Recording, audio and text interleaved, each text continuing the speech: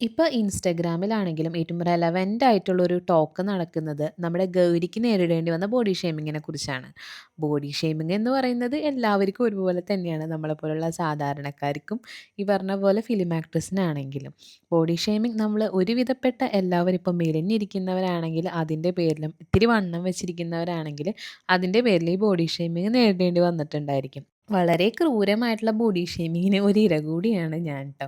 എന്നെ സംബന്ധിച്ച് കോളേജ് ടൈമിനേക്കാളും ആദ്യമായിട്ട് ജോലിക്കൊക്കെ പോയ ടൈമില് പല കാരണങ്ങൾ കൊണ്ടും, പിന്നെ അത്യാവശ്യം കഷ്ടപ്പെട്ടിട്ടും നല്ല രീതിക്ക് മെലിഞ്ഞ് വന്നിരുന്ന ഒരു വ്യക്തിയായിരുന്നു.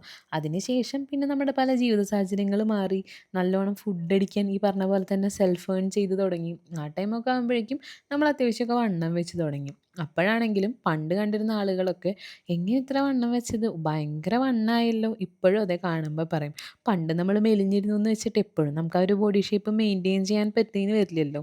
അതൊക്കെ ഓരോരുത്തരുടെ ചോയ്സ് ആയിട്ടാണ് എനിക്ക് തോന്നുന്നത്. ഇപ്പൊ എനിക്ക് വണ്ണം കുറയ്ക്കാൻ എന്തെങ്കിലും തോന്നാറൊക്കെ ഉണ്ട്. അത് ചില ഡ്രസ്സസൊക്കെ കാണുമ്പോഴാണെങ്കിലും. പിന്നെ ഈ പറഞ്ഞ പോലെ സാഹചര്യത്തിന്റെ സമ്മർദ്ദം മൂലം അതിന് ഞാൻ അങ്ങനെ അധികം ഇറങ്ങി തിരിക്കാറില്ല. ഇതുപോലെ സിമിലർ എക്സ്പീരിയൻസ് നിങ്ങൾക്ക് ഉണ്ടായിട്ടുണ്ടെങ്കിൽ കമന്റിൽ ഷെയർ ചെയ്യാൻ മറക്കരുത് ട്ടോ. അത് എല്ലാവർക്കും ഒരു മോട്ടിവേഷൻ ആയിക്കോട്ടെ.